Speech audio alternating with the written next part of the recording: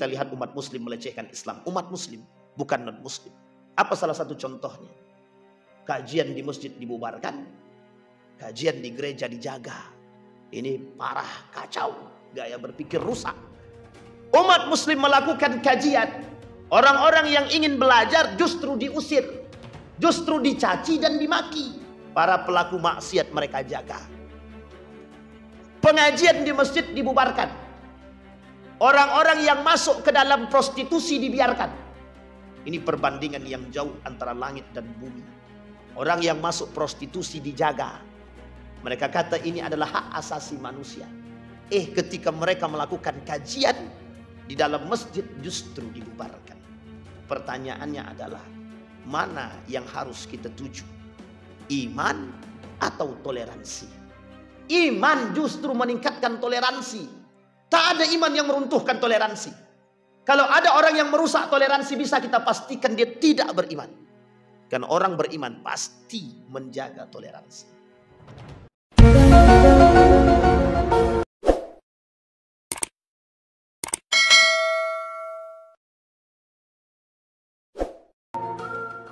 Baik Bapak Ibu sekalian yang berbahagia, kita lanjutkan kajian kita tentang salasuna alamatan lil munafiqin, 30 tanda orang-orang munafik. Pada pertemuan sebelumnya kita sampai pada nomor yang ke-9 dari kitab Dr. Aid Al-Qarni, alamatun atau salasuna alamatan lil munafiqin, 30 tanda orang munafik. Kita ulang sedikit nomor-nomor sebelumnya.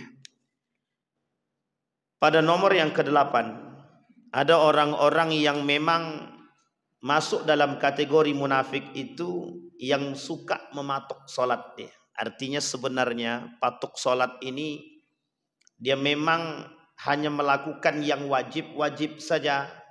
Itu pun dia lakukan karena memang satu, takut dibilang tidak sholat. Yang kedua, terpaksa sholat. Yang ketiga, bisa jadi orang-orang seperti ini menghitung sholat. Maksudnya bagaimana menghitung sholat itu? Sholat itu bukan menjadi satu hal yang memang dia inginkan. Dalam bahasa lain memang terpaksa dalam sholat dia. Contoh kata Ibnul Qayyim Al-Jauziyah ketika dia berkata dalam kitab Madarijus Salikin itu, seseorang mengerjakan sholat di samping saudaranya dalam satu shaf, di belakang imam yang sama, namun sholat di antara keduanya amat jauh berbeda. Bagaimana perbedaannya? Bagaikan jauh antara langit dan bumi. Yang satu, yang sholat itu dengan serius dengan keimanan. Yang satunya lagi, sholat selalu merasa diawasi. Entah itu diawasi orang tuanya, entah itu diawasi oleh orang lain. Artinya ada orang sholat, misal dia sholat cuma karena memang takut dipandang tidak sholat oleh entah itu pemuka, Pak RT, Pak RW dan lain sebagainya. Sehingga ketika dia tak sholat akan dianggap tidak jadi orang yang soleh. Padahal dia rajin sholat. Nah, ini yang dia inginkan. Artinya dia sholat ingin mendapatkan panggilan dan pandangan soleh dari orang lain. Itu yang ke-8. Sementara pada poin yang ke-9, lamzul mutawwi'ina minal mu'minina was salihin.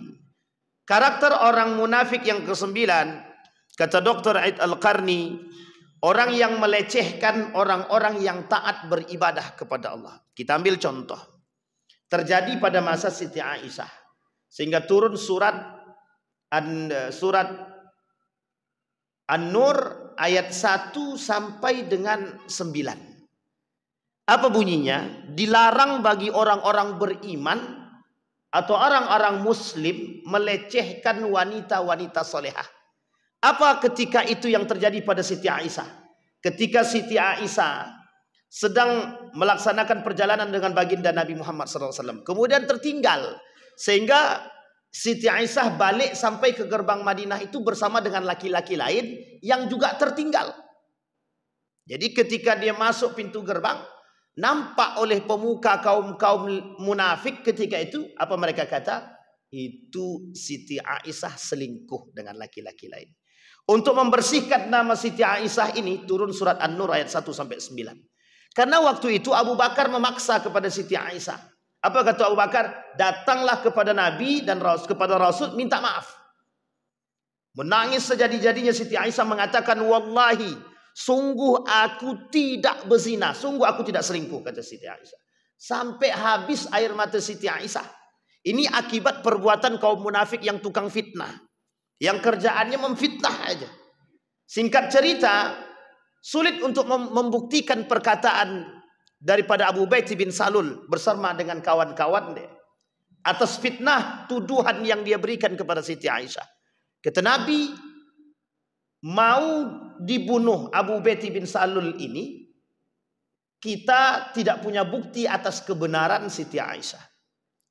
Mau kita bunuh Abu Ubaidah bin Salul, gembong munafik ini, nanti dikira Nabi membunuh sahabat. Sehingga kata Umar bin Khattab, udah saya yang bunuh. Karena kita tahu perilaku Abu Ubaidah bin Salul. Sehingga seantera Madinah tahu kalau Siti Aisyah ini tuduhannya adalah selingkuh. Coba bayangkan itu. Kerjaan kaum munafik yang suka melecehkan orang-orang yang saleh. Ini bahasanya pada masa Nabi.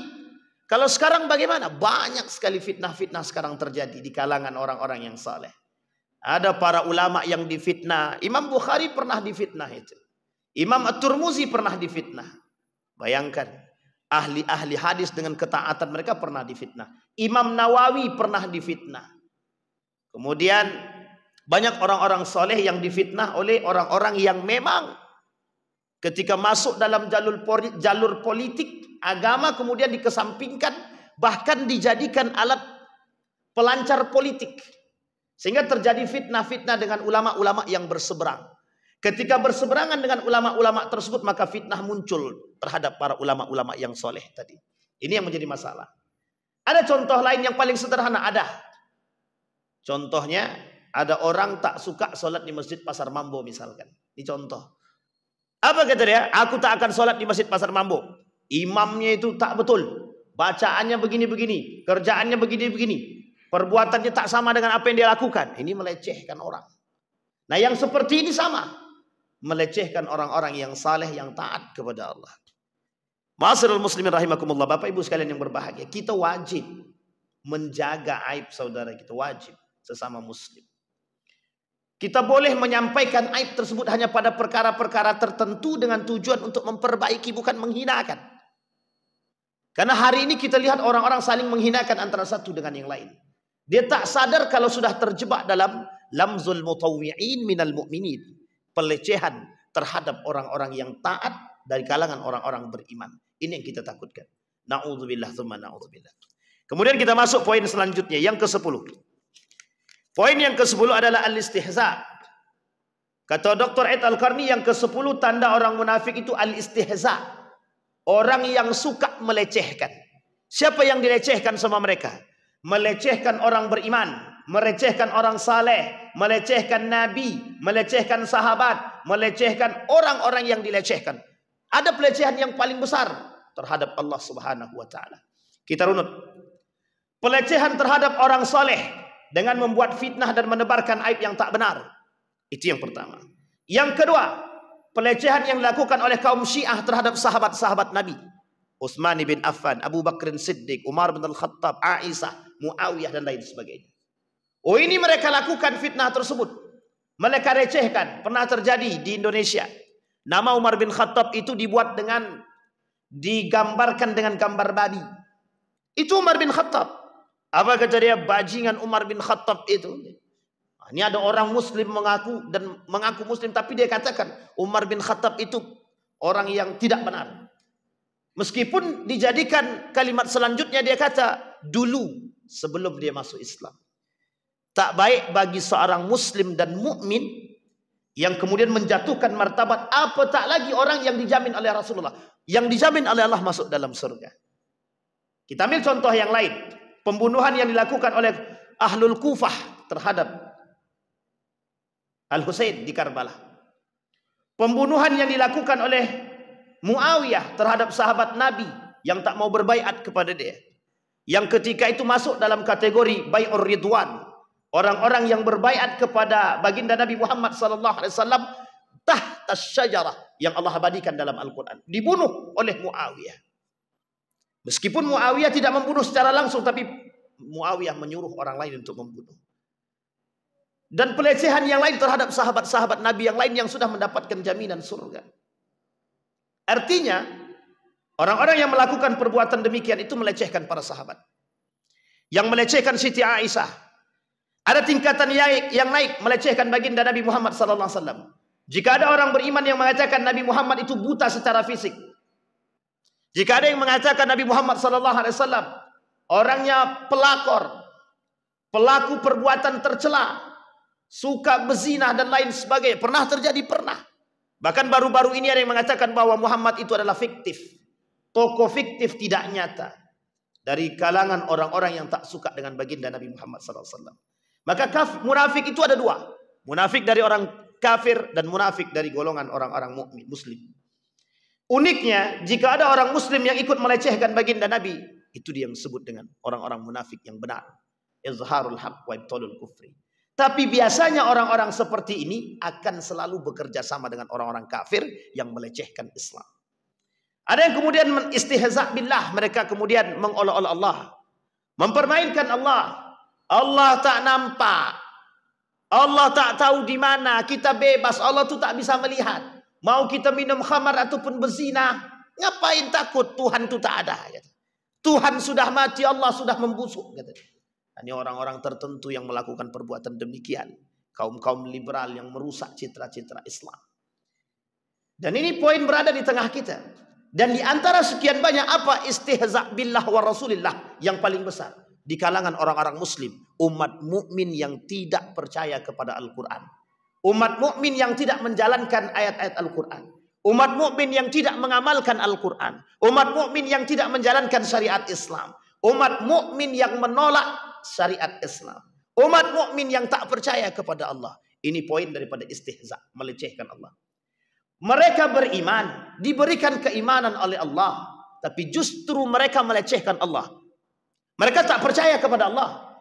Manusia mukmin yang tak percaya kepada Allah berarti dia sedang melecehkan Allah. Manusia mukmin yang menduakan Allah sedang melecehkan Allah. Manusia mukmin meminta pertolongan kepada selain Allah, dia sedang melecehkan Allah. Munafik. Ini poin penting di tengah kita. Nah, di antara sekian banyak itu ada satu perbuatan yang paling besar, pelecehan terhadap Islam itu sendiri. Nah, hari ini kita lihat umat muslim melecehkan Islam. Umat muslim, bukan non-muslim. Apa salah satu contohnya? Kajian di masjid dibubarkan, kajian di gereja dijaga. Ini parah, kacau, gaya berpikir rusak. Umat muslim melakukan kajian, orang-orang yang ingin belajar justru diusir, justru dicaci dan dimaki. Para pelaku maksiat mereka jaga. Pengajian di masjid dibubarkan. Orang-orang yang masuk ke dalam prostitusi dibiarkan. Ini perbandingan yang jauh antara langit dan bumi. Orang yang masuk prostitusi dijaga. Mereka kata ini adalah hak asasi manusia. Ketika mereka melakukan kajian di dalam masjid justru dibubarkan. Pertanyaannya adalah, mana yang harus kita tuju? Iman atau toleransi? Iman justru meningkatkan toleransi. Tak ada iman yang meruntuhkan toleransi. Kalau ada orang yang merusak toleransi, bisa kita pastikan dia tidak beriman. Karena orang beriman pasti menjaga toleransi. Toleransi bukan segalanya untuk menciptakan perdamaian. Tolak ukur yang tinggi untuk menciptakan perdamaian dan kesatuan tergantung pada iman masing-masing. Orang yang taat beragama tidak akan melukai orang lain di dalam agama yang lain. Orang yang kuat imannya tak akan menyakiti sesama muslim. Orang yang kuat imannya tak akan menolak apa yang dikatakan oleh baginda Nabi Muhammad SAW. Apatah lagi itu yang berbicara Allah melalui ayatnya Al-Quran. Qul abillahi wa rasulihi kuntum bihi tastahzi'un. Kuntum tastahzi'un. La ta'tadiru qad kafartum ba'da imanikum. Apa kata Allah? Jangan kalian berubah menjadi orang kafir setelah kalian beriman. Kemudian yang ke-11. Al-halfu mudajatun, mutawalatun wa mudaratun. Gemar melakukan sumpah dalam rangka melindungi diri. Nah, ini sudah pernah kita sampaikan. 3 golongan. Orang yang tidak akan diajak berbicara, tidak disucikan, tidak dilihat oleh Allah. Dan bagi mereka azab yang sangat pedih. 1 di antaranya orang yang gemar bersumpah. Mereka bersumpah atas nama Allah tapi dusta. Mereka bersumpah atas nama Allah tapi mempermainkan sumpah tersebut. Mereka bersumpah atas nama Allah tapi mereka berdusta, mengkhianati, ingkar terhadap sumpah tersebut. Orang-orang yang seperti ini masuk dalam kategori munafik. Hari ini kita temukan manusia yang banyak yang bersumpah. Tapi sedikit di antara mereka yang tahu, yang sadar ketika mereka melakukan ingkar atau mengkhianati sumpah mereka kepada Allah. Mau tidak mau, mereka harus membayar kafarat. Ada kafarat yang harus mereka bayar. Minimal mereka berpuasa 3 hari berturut-turut. Atau mereka memberi makan orang anak yatim. Paling tidak 6. Dan ini adalah kafarat yang harus mereka penuhi. Sebagai orang-orang yang melakukan sumpah palsu. Sumpah palsu ini terikat dengan saksi palsu. Dan qaul zur, perkataan dusta. Perbuatan 3 ini menjadi satu oleh baginda Nabi Muhammad SAW. Yang dinukil oleh Imam Az-Zahabi dalam kitabnya, dikategorikan pelaku dosa besar. Jangan mudah bersumpah. Jangan mudah bersumpah. Karena sesungguhnya ketika kita bersumpah, kita harus melakukan apa yang betul-betul kita buat. Tujuan sumpah ini dilakukan hanya untuk meyakini seseorang jika betul-betul kita berada dalam keadaan terjepit. Seperti yang dilakukan oleh Siti Aisyah. Ketika Siti Aisyah difitnah berselingkuh, dia berkatakan, wallahi, demi Allah, aku tidak berselingkuh. Aku tidak berzina. Ini tujuan dilakukan sumpah tersebut untuk membuktikan bahwa diri dia tidak berselingkuh. Tapi orang hari ini begitu mudah bersumpah. Bisa kita pastikan. Orang yang mudah bersumpah, dia mesti mudah mengingkari sumpah. Mudah mengkhianati sumpah. Ittakhadhu aymanahum judnatan fasaddu an sabilillah. Banyak orang yang mengambil sumpah itu menjadikan perisai untuk mendapatkan kepentingan serta mencari keyakinan dan suara bagi orang lain untuk meyakini diri dia. Seolah-olah dia berada di jalan Allah padahal mereka berada di belakangnya Allah. Apa kata Allah? Falahum azabum muhin. Bagi mereka azab yang menghinakan. Dan orang-orang seperti ini pasti akan dihinakan. Wala tuti' kulla halafin mahin, kata Allah. Hei orang-orang beriman, jangan pernah percaya dengan orang-orang yang suka bersumpah. Jangan pernah percaya. Karena sesungguhnya orang-orang yang sering bersumpah dan rajin bersumpah, mesti mereka rajin berdusta. Mesti mereka rajin berkhianat. Apa kata Imam Syafi'i? Aku tidak pernah bersumpah dengan nama Allah kepada seorang sahabat, baik secara jujur ataupun secara dusta, dengan ucapan la ilaha illallah darraka. Alangkah bertakwanya dirimu, ini sebagai bentuk kewaraan, kehati-hatian beliau, yakni sebagai bentuk pengagungan kepada Allah. Bahkan di dalam satu pernyataan seorang ulama, 5 yang menyebabkan runtuhnya amal ibadah seseorang, satu di antaranya mudah bersumpah. Dan yang ke-12, merasa berat dan terpaksa saat berinfak. Ada orang-orang yang melakukan infak dan sedekah memang bukan karena Allah, tapi karena sanjungan dan pujian, karena derajat, karena kehormatan, karena penghargaan. Banyak manusia di akhir zaman kita temukan orang-orang yang berinfak, orang-orang yang bersedekah justru ingin mengangkat nama dia. Pilihlah si Anu, dia sudah kasih karpet buat masjid kita. Pilihlah si Anu, dia sudah kasih kita ABCD. Pilihlah si Anu, dia sudah buat tiang di masjid kita. Bapak Ibu sekalian yang berbahagia, bersedekah bukan untuk mendapatkan sesuatu. Sesuatu yang kita dapatkan setelah kita bersedekah adalah hadiah yang Allah berikan kepada kita. Manusia yang berat berinfak pada hakikatnya adalah setiap dia berinfak mesti mengharapkan sesuatu. Maka kalau dia tak mendapatkan sesuatu, dia tak akan berinfak. Dia tak akan berinfak. Karena corak tolak ukur orang beriman, dia tahu Pak, kenapa dia harus berinfak. Salah satu alasan dia berinfak mencintai saudara dia. Salah satu dia bersedekah mencintai orang-orang beriman. Dari kalangan orang-orang du'afa. Salah satu tandanya orang beriman bersedekah karena dia tahu ada hak orang lain di dalam harta dia. Wa fi amwalihim haqqun lis-sa'il wal mahrum. Tapi kalau orang itu tak beriman, dia tak mau tahu. Apa bedanya dia dengan Qarun? Bedanya cuma satu. Qarun bakhil bukhala, dia tak muslim. Tapi ada orang-orang muslim yang bakhil seperti Qarun, hanya saja kayanya tak seperti Qarun. Kaya tak sekaya Qarun. Mulia tak semulia Fir'aun, hebat tak sehebat Haman, tapi perbuatannya menyerupai Fir'aun, Qarun dan Haman. Artinya apa? Orang yang tak mau berinfak, orang yang malas berinfak, pelit, bakhil, bukhala. Mereka orang-orang yang hirsun, tamak, rakus. Dan mudah-mudahan kita dijauhkan dari perbuatan-perbuatan tersebut. Ada 3 yang kita sampaikan. Al-istihza' billah wa rasulillah. Yang pertama adalah orang-orang yang melecehkan ayat-ayat Al-Quran, melecehkan Islam, melecehkan Allah, melecehkan Rasul. Yang kedua, yang ke-11, orang-orang yang kemudian melakukan sumpah, yang mudah bersumpah. Kemudian ada orang-orang yang berinfak secara terpaksa, bersedekah untuk mengharapkan pujian dan penghargaan serta penghormatan dari manusia. 3 poin ini sampai pada nomor ke-12 yang dikatakan oleh Dr. Al-Qarni adalah mereka termasuk golongan orang-orang yang munafik, yang kelak orang-orang seperti ini akan berada di tempat neraka yang sudah dijanjikan oleh Allah. Na'udzubillah, thumma na'udzubillah. Fa'tabiru ya ulil absar la'allakum tuflihun.